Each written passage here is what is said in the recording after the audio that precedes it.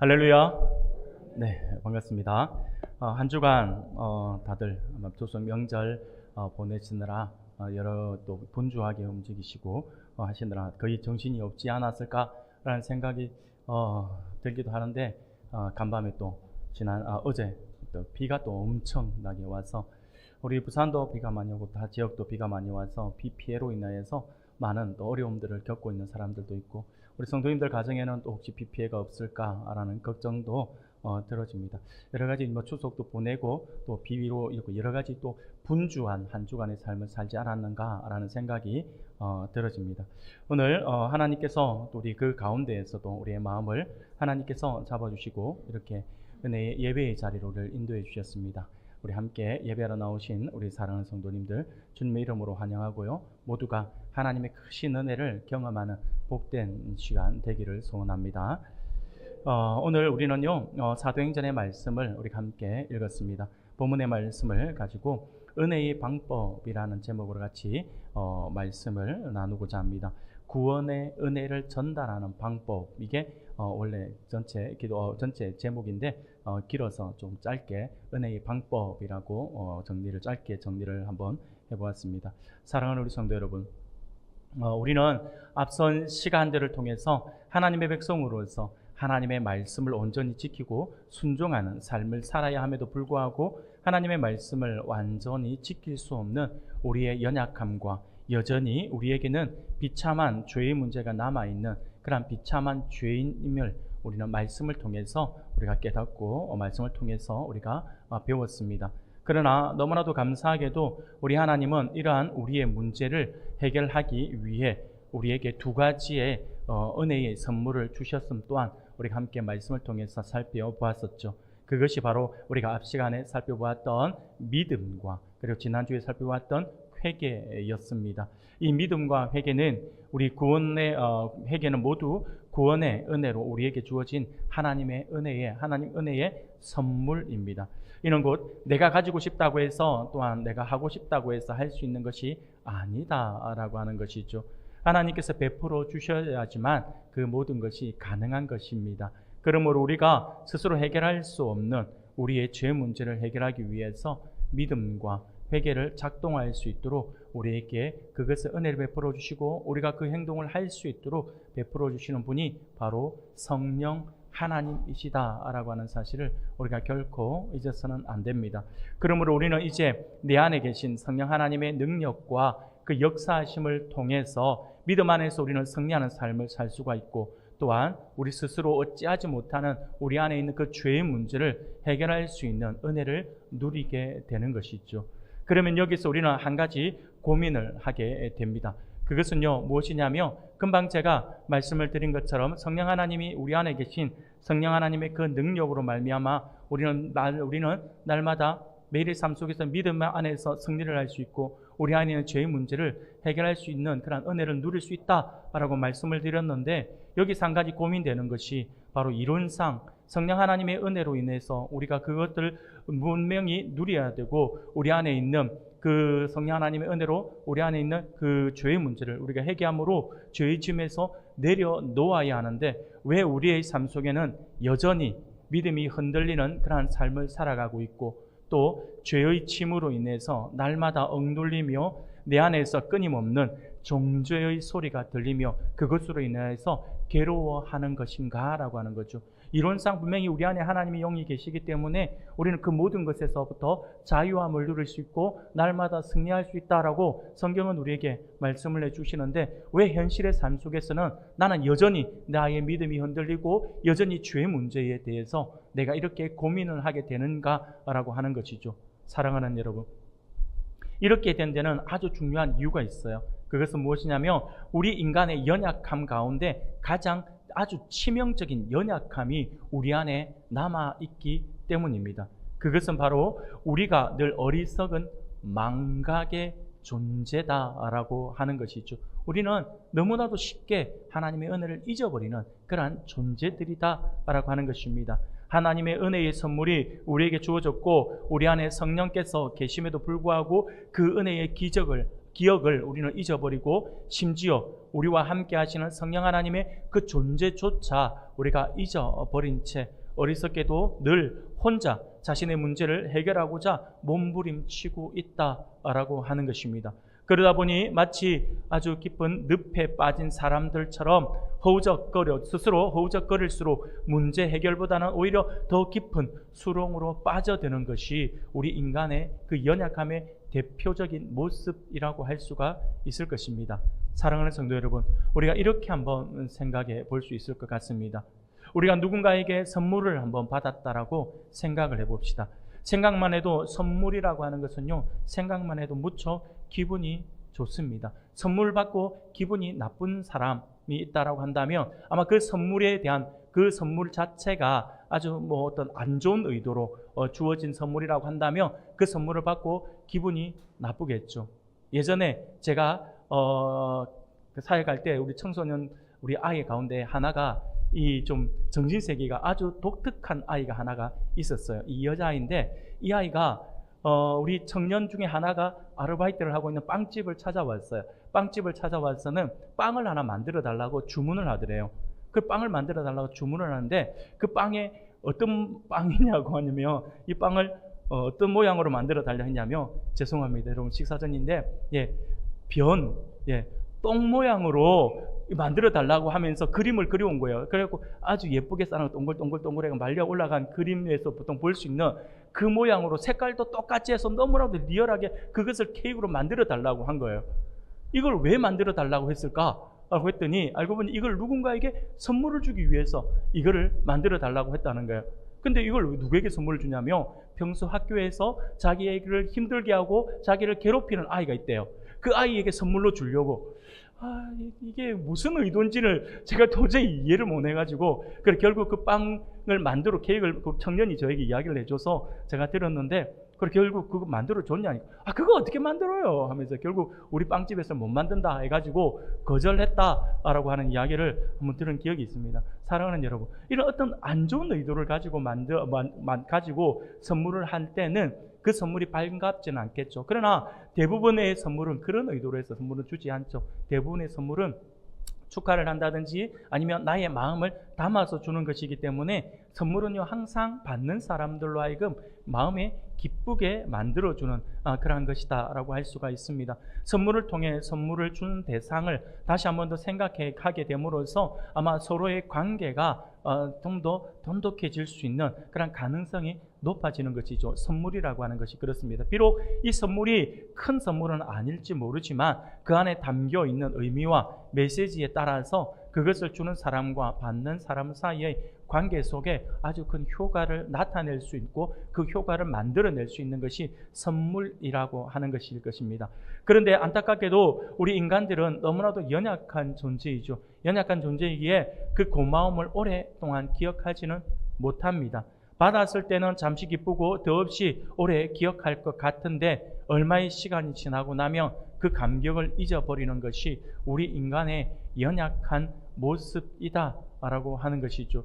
그래서 예전에 어느 목사님께서 하시는 간증의 말씀을 듣고 굉장히 감동을 받은 적이 있는데 어느 목사님은요 교회 성도들 가운데 하루 벌어서 하루 먹고 사시는 그렇게 하루 벌어 하루 먹고 사시는 사는 그런 어떤 생계 하루의 그 생계를 유지해 나가는 굉장히 어렵게 사시는 성도님이 있었는데 이 성도님이 어느 날 목사님께 선물을 해드리고 싶다라고 해서 조금씩 돈을 모으기 시작합니다. 돈을 모으기 시작해서 좀 시간이 지나서 어느 정도 돈을 모아서 이 목사님에게 찾아와서 목사님에게 선물을 하는데 목사님 정장을 해드리고 싶다라고 하는 거예요. 그래서 목사님을 모시고 갔는데 이 집사님이 무조건 이 가게에서 가장 비싼 걸로 이렇게 정장을 해서 우리 목사님 드리고 싶다라고 해서 목사님이 계속 거부를 하는데도 거절하고 저는 아주 중간 사이즈 아니면 이 정도면 됩니다 라고 하는데도 아니요 목사님 제가 목사님 모처럼 해드리는 건데 가장 좋은 걸로 해드리고 싶어요 라고 계속 말을 하길래 처음에 목사님이 집사님 형편을 뻔히 아는데 집사님 왜 이렇게 오늘 고집을 부리면서 큰 걸 하려고 하실까 라고 하면서 그러면 그대로 한번 내버려 두겠다라는 마음에 그냥 그대로 받으셨대요. 받으셨는데 가장 고급 정장을 해서 이 목사님한테 드렸는데 이 목사님이 이것을 받는 순간 너무 부담이 되더래요. 왜냐하면 이분이 어떻게 삶을 살아오고 있는지, 얼마나 가난하고 얼마나 힘들게 하루하루 하루 먹고 사는 사람이 어떻게 이 비싼 정장을 나에게 선물로 줄 수 있을까라고 해서 목사님이 너무 부담이 되더래요. 그런데 이 귀한 마음이 생각이 나니까 그래서 도저히 거부할 수는 없으니 이 부분을 받긴 받았는데 어떻게 내가 이것을 계속해서 기억하면서 이 집사님을 위해서 내가 기도할 수 있을까라고, 잊어버리지 않고 기억할 수 있을까라고 생각하는 끝에 목사님이 정장을 받자마자 바로 어디로 갔냐면 미싱집을 찾아가서 오바로크라고 하죠. 이 정장 안쪽에다가, 이 주머니 밑에다가, 여기에다가 그 집사님 이름을 따라락 해서 박아버렸대요. 그래서 어느 집사 해가지고 딱 박아놨대요. 그러고는 목사님이 그 옷을 입을 때마다, 목사님이 딱 보면 입을 때마다 이름이 보이잖아요. 이름 볼 때마다 이렇게 보고 주여 하고 기도하고, 목사님이 앉아서 기도할 때마다 정장을 보면 열어가지고 이름 불러가면서 절대 안 잊어버리고 그것을 기억하면서 목사님이 그렇게 기도하셨다라고 하는 말씀을 들으면서, 아, 우리의 연약함이 참 그렇구나. 우리는 되새기지 않으면, 뭔가 이렇게 확실하게 되새기지 않으면 항상 좋은 것도 금방 잊어버리는 존재이구나 라고 하는 생각들을 한번 기억하면서 또 하나님 앞에 하나님 은혜에 대해서 한번 생각해보는 그런 시간들을 한번 가져보았던 것 같습니다. 사랑하는 우리 성도 여러분, 그렇습니다. 우리 인간은요 너무나도 연약해요. 너무나도 연약해서 아무리 감격적인 큰 선물을 받았다 하더라도 시간이 지나면 그 은혜를 너무나도 쉽게 잊어버리는 것이 우리의 모습이다라고 하는 것입니다. 이것이 우리의 연약함의 증거라고도 할 수가 있을 것입니다. 그런데 사랑하는 우리 성도 여러분, 너무도 놀랍게도 우리 하나님께서도 우리에게 하나님의 그 귀한 마음, 하나님의 크신 마음을 전달하고 표현하고 싶어 하신다는 것, 하나님께서 우리에게 그것을 선물로 주고 싶어 하신다라고 하는 사실을 우리가 아시는지 모르겠습니다. 하나님은 그 외아들 예수님까지도 내어주실 만큼 우리를 향한 특별한 관심과 사랑을 가지고 계신 분이시죠. 우리는 십자가에 달리신 예수 그리스도를 생각할 때마다 그 하나님의 크신 사랑과 그 은혜를 다시금 우리가 확인을 하게 됩니다. 그런데 앞서 말씀을 드린 바와 같이 우리는요 너무나도 연약하고 어리석어서 그 크신 하나님의 그 은혜를 받았음에도 불구하고 그 은혜를 너무도 쉽게 잊어버리는 경우가 많다라고 하는 것이죠.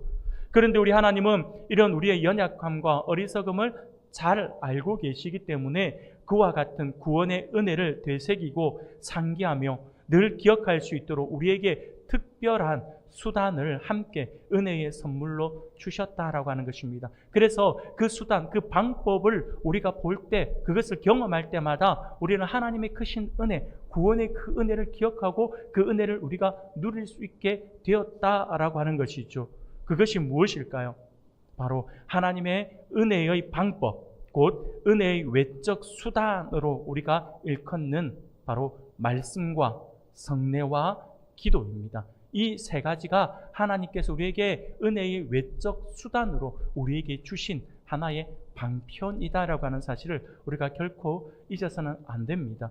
오늘 사도행전 말씀을 우리가 함께 읽었습니다. 오늘 우리가 읽은 본문에 등장하는 초대 교회의 모습을 통해서 우리가 이 부분을 함께 살펴보고자 합니다. 교회는 예수님의 죽으심과 부활하심, 그리고 성천과 오순절 성령 강림 사건이라고 하는 연속되는 과정 가운데에서 탄생하게 되었습니다. 당시 성령으로 충만하여 나타나는 여러 일들에 대해서 사람들은요 다양한 반응들을 보였었죠. 놀라워하고요 아주 신기해하기도 하는가 하면 어떤 사람들은요 저들이 새 술에 취했다라고, 그래서 많은 제자들이 성령의 충만함을 통해서 새로운 방언을 하는 그 모습을 보면서 쟤네들이 지금 술 취해서 엉뚱한 소리를 짓거린다 라고 이야기를 하면서 그들을 조롱하기도 했다라고 하는 것입니다.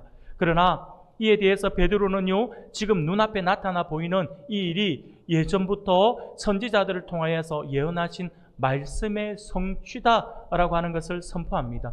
그리고 예언된 말씀에 따르면 하나님이 약속하신 말씀이 성취되는 그날에 주의 이름을 부르는 자는 구원을 받을 것이다 라고 이렇게 말씀을 하고, 부활하신 예수님의 증인으로서 교회를 소개하고 있음을 보게 됩니다.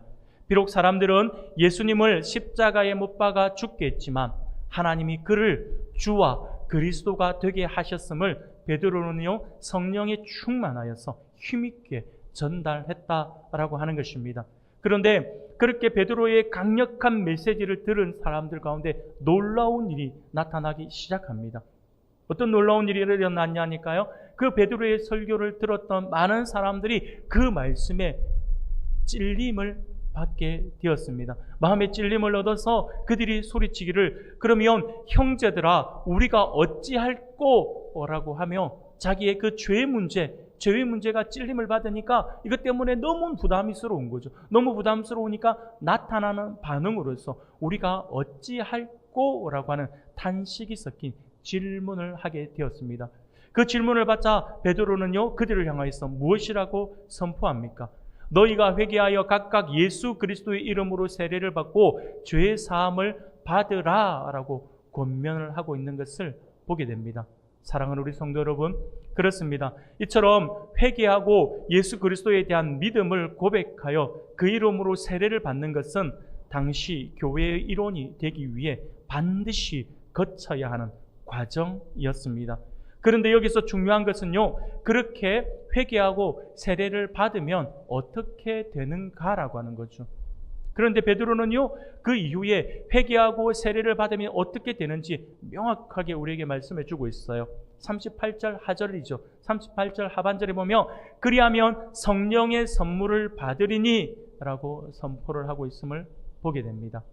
여기서 우리는 성령의 선물은요 회개하고 세례를 받는 사람들에게 주어지는 것이다 라고 하는 것을 우리가 알 수가 있고요. 그리고 성령의 선물이라고 말을 하고 있으니 이 말은요 한마디로 이야기해서 그대로 값없이 주어지는 것입니다. 성령은 나의 어떠한 수고나 노력의 대가로 받는 것이 아니라 값없이 하나님의 은혜로 주어지는 은혜의 선물이다 라고 하는 사실을 우리가 이 말씀을 통해서 알 수가 있다라고 하는 것이죠.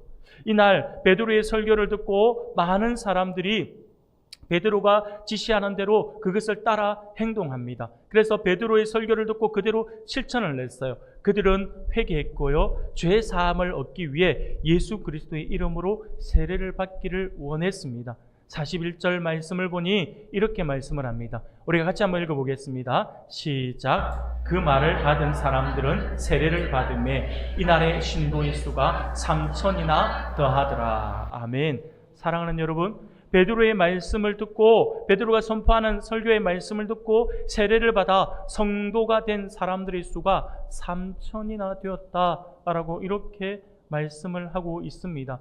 사랑하는 성도 여러분, 그러면 그 많은 사람들이 어떻게 되었을까요? 회개하고 세례를 받으면 성령의 선물을 받을 것이다라고 하는 그 베드로의 말이 정말로 이루어졌을까요?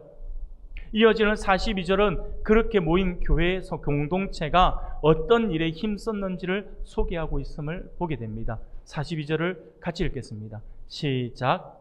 그들이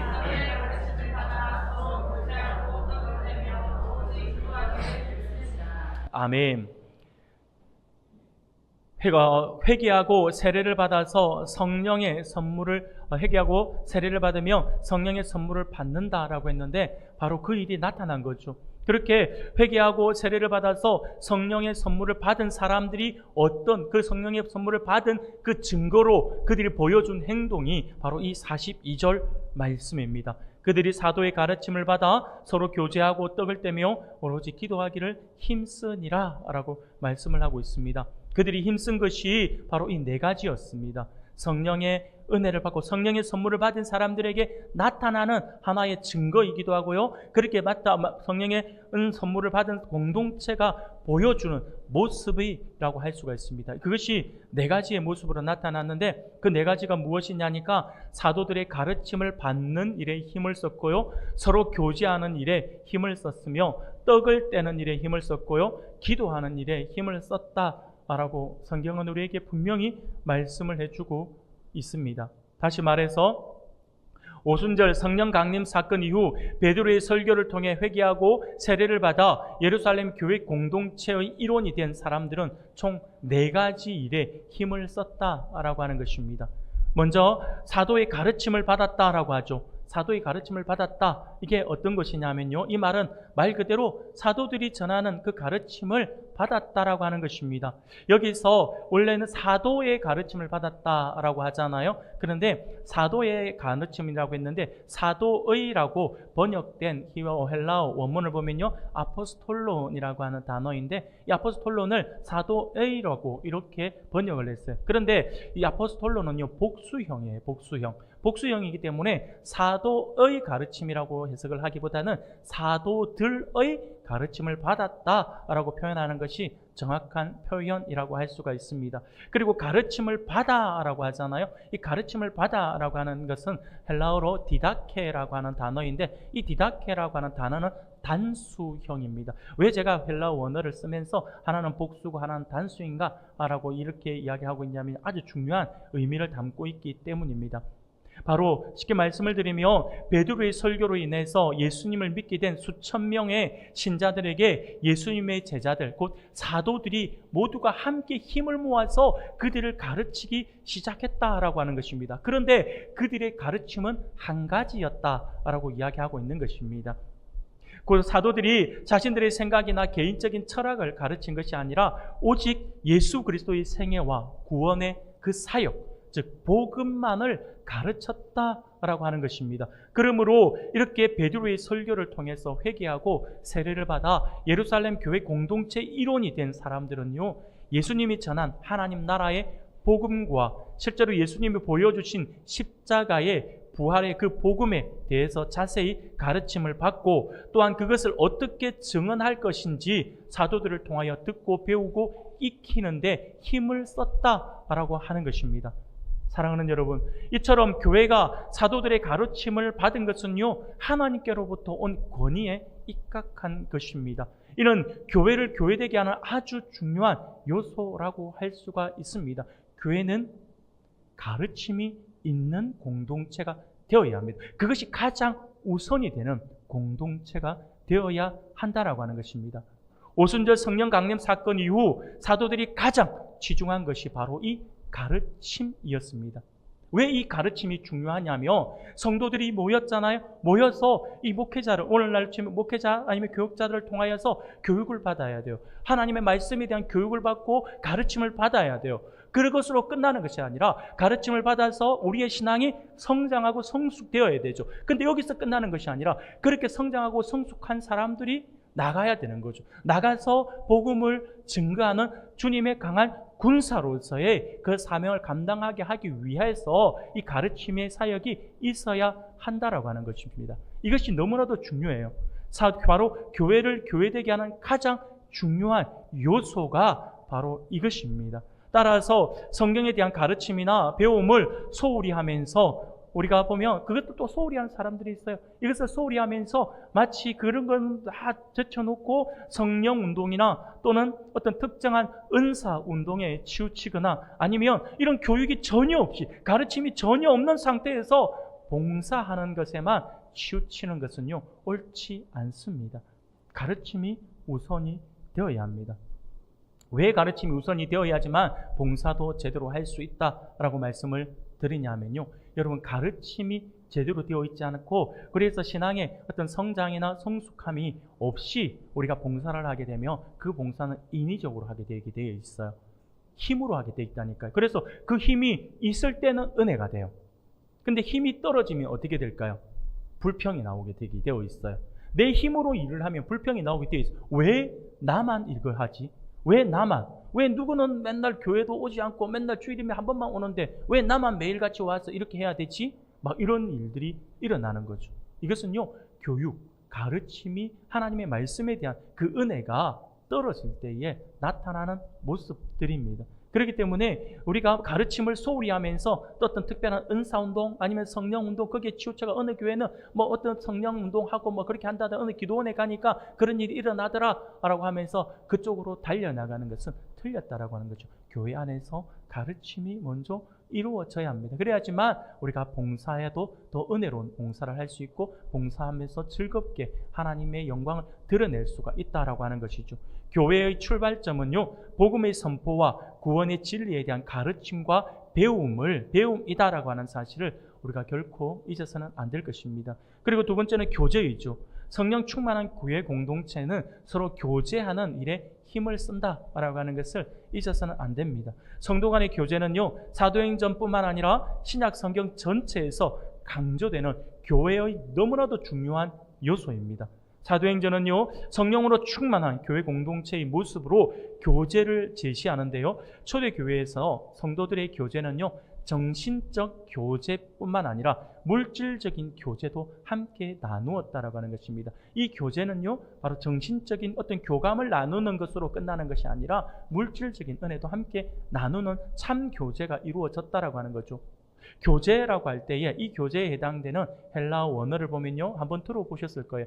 코이노니아라고 하는 단어입니다. 이 코이노니아라고 하는 단어는요, 우리가 사귀다라고 하는 말로 우리가 번역을 하지만 사귀다라고 번역을 하기도 하지만 다른 용례로도 쓰여집니다. 다르게도 번역을 할 때도 있습니다. 그것은요, 헌금이라고 하는 헌금을 의미하는 단어로서 동정하다라고 하는 어린 단어로도 해석을 할 수가 있습니다.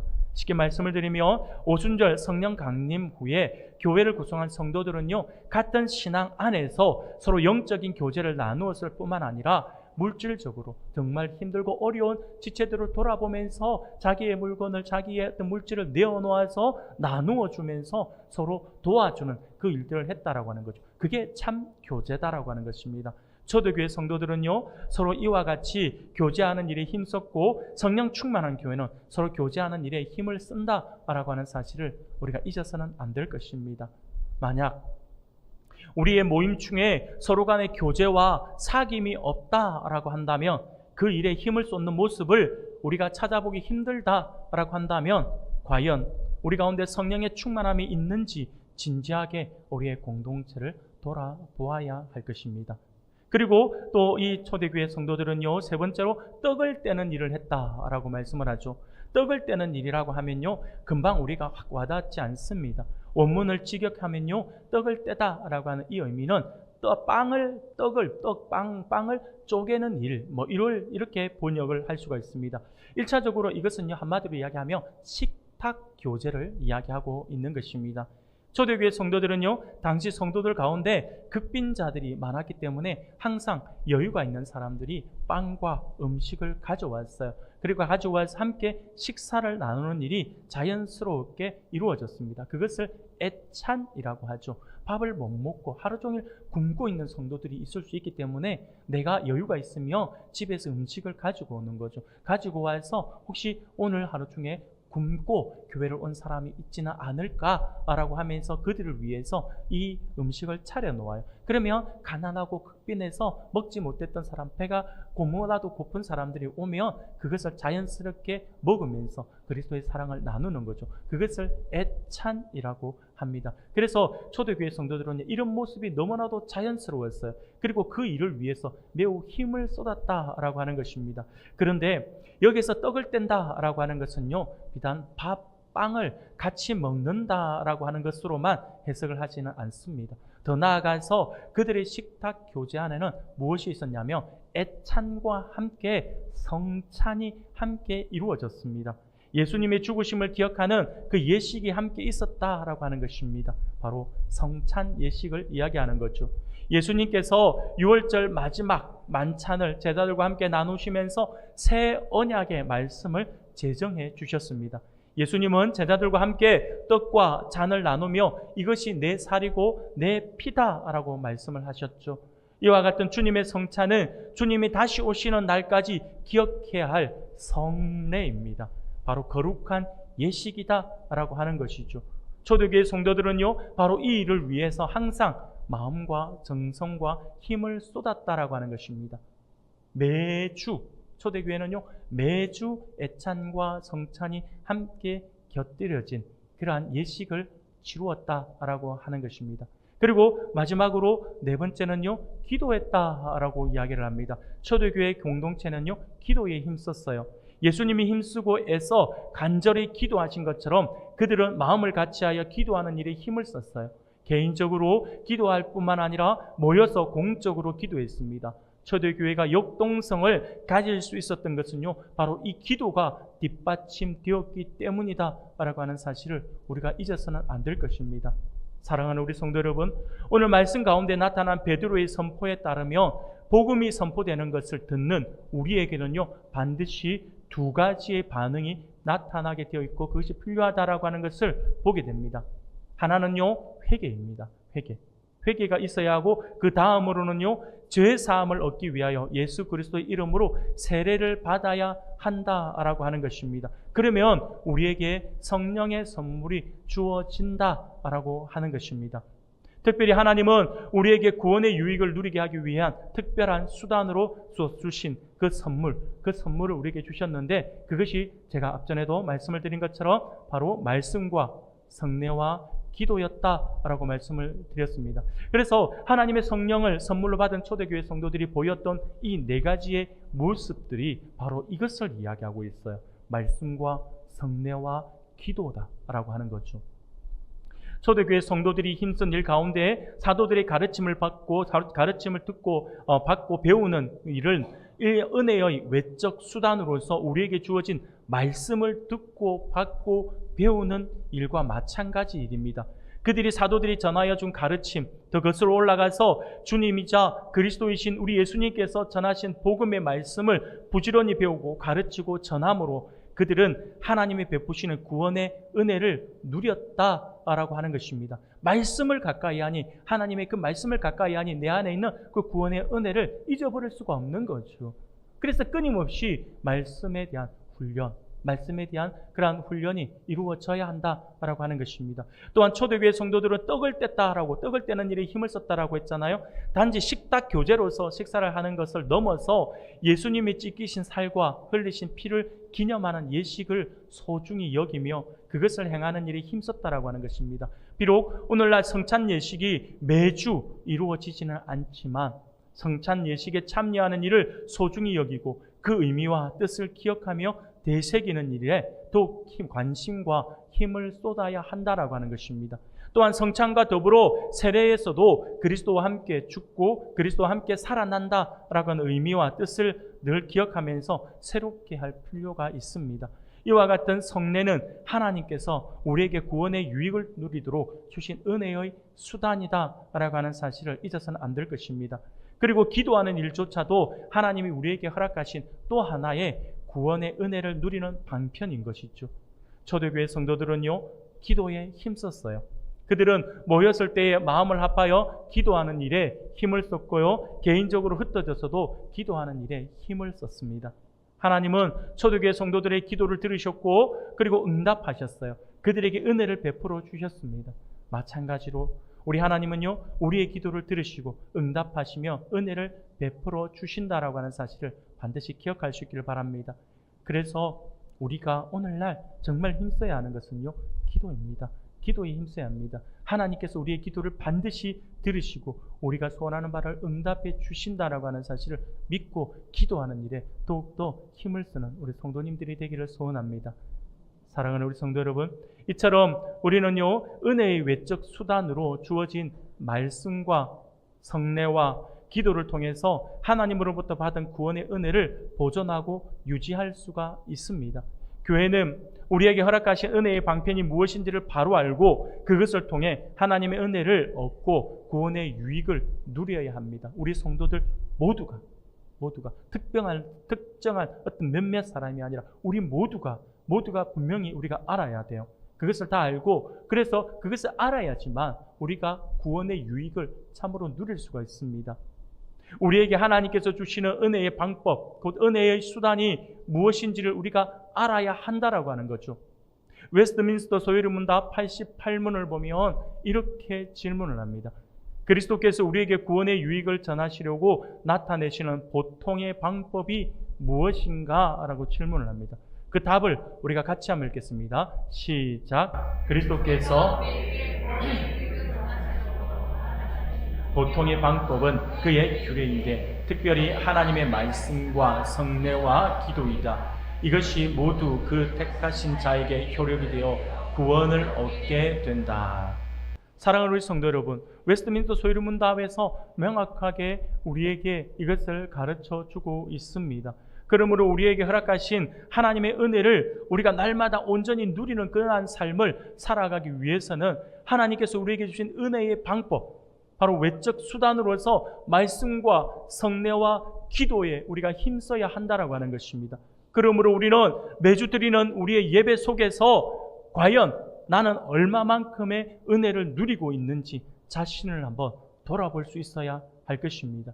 그렇게 자신을 돌아보면서 먼저 말씀을 듣는 자세를 우리가 새롭게 해야 할 것입니다. 나는 과연 매 주일 드려지는 예배 가운데 선포되는 말씀을 얼마나 듣고 이해를 하고 있는가? 그리고 그 말씀을 얼마나 나의 마음에 심었는가? 심어진 그 말씀을 내가 그냥 심기만 하는 것이 아니라 그 말씀이 자라도록 내 삶 속에 얼마나 적용하고자 내가 몸부림치며 그렇게 말씀 안에 거하고자 노력을 하고 애를 쓰는가? 스스로의 모습을 한번 돌아보아야 한다고 하는 것입니다. 초대교회 성도들은요, 사도들의 가르침으로 표현되는 말씀을 듣고 배우고 익히는 일에 힘을 쏟았습니다. 사랑하는 여러분, 과연 나는 그와 같이 말씀을 듣고 배우는 일에 힘을 쏟고 있는지 돌아보고 나의 태도와 모습을 새롭게 할 필요가 있습니다. 우리에게 모자라는 부분이 있다면요, 요청을 하셔야 합니다. 여러 가지 공부할 수 있는 기회들을 우리가 만들어야 되는 거예요. 그리고 그 기회를 내가 만들지 못한다면 교회에서 만들 때에, 교회에서 이렇게 하자 이렇게 할 때에 여러분들을 같이 동참을 하면서 같이 힘을 모아야 합니다. 그래야지만 그 말씀이 우리 안에 살아 역사하시는 나의 말씀으로 만들어 갈 수가 있다라고 하는 것입니다. 다음으로 성례에 임하는 자신의 모습 또한 한번 돌아볼 수 있기를 바랍니다. 세례와 성찬으로 구분되는 이 성례 예식이 거행되는 시간에는요, 더욱 각별한 관심을 가지고 참여해야 합니다. 아직 세례를 받지 않았다라고 한다면 교육 과정을 통해서 학습을 받으셔야 하고요. 그리고 세례를 받아야 합니다. 이것이 왜 중요하냐라고 하면요, 학습을 받고 세례를 받아야지만 진정한 교회의 일원으로 받아들여질 수가 있다라고 하는 것이죠. 세례받지 않으면요, 우리 교회 출석은 하고 있지만 우리 교회 성도로서, 우리 교회 세례교인으로서 세례를 안 받았기 때문에 세례교인으로서 그 수에 포함이 되지 않습니다. 그렇기 때문에 세례받는 것이 매우 중요합니다. 우리 자녀들도 마찬가지입니다. 어릴 때 유아세례를 받았다 하더라도 그 유아세례는요, 어머니의, 아버지의 신앙으로 내가 물려받아서 그 신앙으로 내가 유아 시기에 때 내가 아무것도 모를 때에 그때의 세례를 받은 것이잖아요. 그렇기 때문에 부모님의 신앙 고백으로 받아지는 것이 유아 세례입니다. 그러나 만 14세가 되면요, 스스로 고백할 수 있는 나이가 되어요. 스스로 고백할 수 있기 때문에 스스로 그것을 고백하는 시간들을 가져야 합니다. 그것을 우리는요, 입교라고 이야기를 합니다. 입교식이라고 하죠. 그래서 우리 아이들이 똑같이 세례 교육 받듯이 교육을 받아요. 똑같이 세례 교육을 받고 난 뒤에 세례 받는 것처럼, 세례는 이미 유아 세례 때 한번 받았기 때문에 세례는 다시 받지 않습니다. 그러나 부모님의 신앙 유산이 나의 것으로 이제 고백하는 시간들, 청중들 앞에서 그것을 고백하는 시간들을 가져야 하는 거죠. 그래서 입교식이 중요합니다. 아직 어릴 때에 유아세례를 받았는데도 불구하고 아직 입교를 하지 않았다라고 하는 것은요, 그것은 부모님들이 권해주셔야 합니다. 신앙이 내 신앙이 되기 위해서 그것을 권해서 그것을 받을 수 있도록 유도해 주셔야 합니다. 그냥 네 신앙이니까 네가 알아서 하라라고 내버려 둬서는 안 됩니다. 할 수만 있다면요, 전에도 전에도 한번 말씀을 드린 것처럼 부모의 역할 중에 가장 중요한 역할은 우리의 자녀들이 하나님의 은혜를 경험할 수 있도록, 하나님 은혜를 받은 은혜를 경험할 수 있도록 기회를 제공해 주고 그 기회의 장을 만들어 주는 것이 부모의 역할이라고 말씀을 드렸어요. 신앙은요, 절대로 유전되어지는 게 아니에요. 내가 물려주는 거 아니에요. 내 신앙이 좋다고 해서 아이들 신앙이 좋을 거야, 여러분 착각하지 마십시오. 가장 많이 착각하는 것이 이 부분이잖아요. 저 아이는 목사님의 아들이니까 신앙이 좋을 거야. 저 아이는 우리 교회 장로님 아들이니까 신앙이 좋을 거야. 막 이렇게 착각을 하잖아요. 아니요, 여러분들 그렇게 착각하지 마십시오. 부모의 신앙은 부모의 신앙이고 아이의 신앙은 아이의 신앙입니다. 물론 믿지 않는 가정의 아이들보다는 신앙적으로 부모님이 보여주는 모습이 있으니까 신앙적으로 바르게 설 기회가 더 많을 뿐이죠. 부모의 역할은요, 그 기회를 제공해 주는 거죠. 그렇기 때문에 우리가 유아 세례를 받고 아직 세례를 6개월을 하지 않은 자녀들에게는 다시 한번 신앙의 부분을 점검하면서 내가 그것을 할 수 있는 그 장을 만들어주는 게 부모의 역할이다라고 하는 사실을 우리가 잊어서는 안 됩니다. 여하튼 우리가 이렇게 학습과 세례를 받아야지만 진정한 교회의 일원으로 받아들여질 수가 있습니다. 이미 세례를 받았다라고 한다면 그리스도와 함께 죽고 그리스도와 함께 산다라고 하는 세례의 의미를 되새기고 기억해야 합니다. 우리는 대부분 여기에 자리에 계신 성도님들은 대부분 세례를 받으셨죠.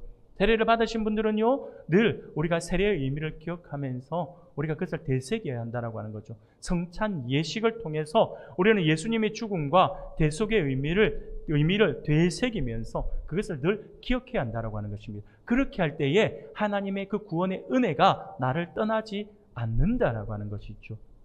마지막으로 나의 기도 생활을 한번 돌아보아야 합니다. 교회 성도, 초대교회 성도들이 기도하는 일에 전념한 것처럼 우리도 매일의 삶 속에서 기도하는 삶을 우리가 절대로 놓쳐서는 안 됩니다. 기도 없이 매일매일을 성령과 동행하며 살아갈 수 있다고 생각하는 것은 오산입니다. 기도하지 않는 자들에게는 성령이 아닌 악한 사탄 마귀가 동행할 가능성이 매우 높습니다. 그런데 개인적으로 기도할 수 있으려면 그보다 먼저 함께 모였을 때의 기도함이 중요합니다. 다 같이 모여가지고 기도할 때에도 기도하지 않는데 집에 가서 나 혼자 기도한다고요? 에이, 속지 마십시오. 그거는 스스로에게 속는 거예요. 다 같이 모인 자리에서 기도하지 않는데 내가 집에서 혼자 골방에 들어가서 혼자 기도한다. 예, 그거는 보통 이게 되지 않습니다. 그런 사람이 있다라고 한다면 뭔가 조금 역으로 가고 있는 사람이라고 할 수 있습니다. 사랑하는 여러분, 기도하는 일에 힘써야 합니다. 그래서 모이기에 힘써야 하고요. 교회의 예배 그리고 교회의 기도 모임에 여러분들이 무조건 힘을 써봐야 합니다.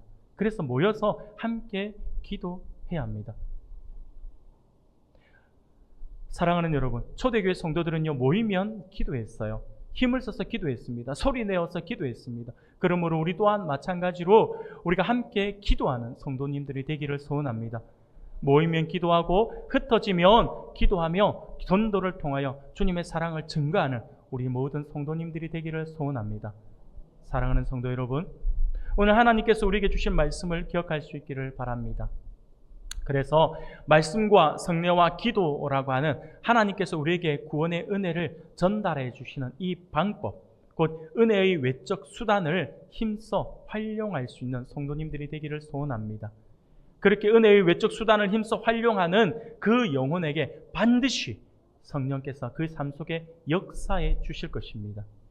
왜냐하면요, 하나님 나라의 백성들은요, 말씀과 성례와 기도를 통해 은혜를 받는 자들이기 때문입니다.